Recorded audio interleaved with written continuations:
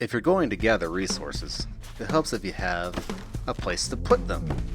So we got to work, making boxes and shadows of boxes, and ziggies and zaggies and containers and other bracket stuff, and all the other things that are necessary to make the thing that is an inventory. And you know, this brings back fond memories of one of those first games I had ever played, and hopefully I'm not showing off too much of my age here, which is Castle of the Winds. I remember playing this game in like the 5th grade, and clearly you can see why it is so amazing. I mean, look at these graphics, and the combat. Oh man, that's what I'm talking about. Those animations are awesome. And then there's that inventory system. And when I showed this to my wife as an example of what we could put in Aiden, she said, no. Yep, she gave it a hard no. And so after going away quite defeated, I had to settle for less inspiring references from other games that we've played a little more recently. We also drew some pictures and eventually landed at this. Now, you may still notice some similarities between this and that first game, but don't tell my wife. I'm sure she won't notice. So, one of the first things I did was to replace the character silhouette with the real character in the game.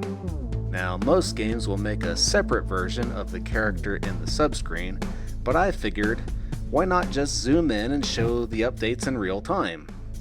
And when I say real time, I mean the most brutal version of it, where you can get mauled by monsters if you haven't properly prepared your hotbar.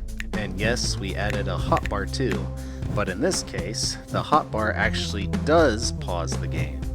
Now, my wife told me that this pausing mechanic probably ought to be reversed, but I really like the idea of a game that, while having much of the look of being cozy, becomes this brutal arena of absolute doom, where you are struggling to survive.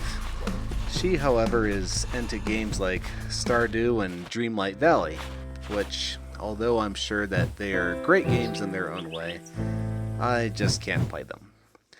But she's not really into making a top-down horror game either, so we came to a great compromise, which I struggled with at first because I know it can complicate development.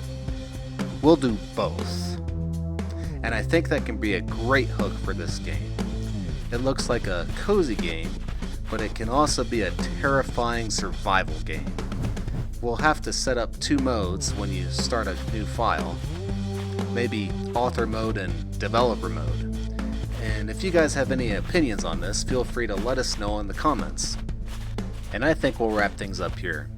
Thanks for joining us for another devlog with O Generations Aiden, a top-down pixel art RPG that's based off my wife's book series. Now guys, I've got to be honest, but as much as I like producing these devlogs on a weekly basis, it's freaking hard. I mean, maybe the pace at which things seem to be progressing here seems so fast, but I have a full-time job and this ain't it. And on top of that, my wife and I have 5 kids too. So yeah, we're crazy.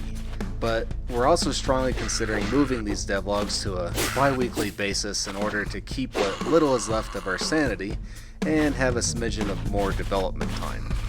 So we'll leave off with that, and if you want to see more content like this, feel free to give us a like and subscribe. See you later.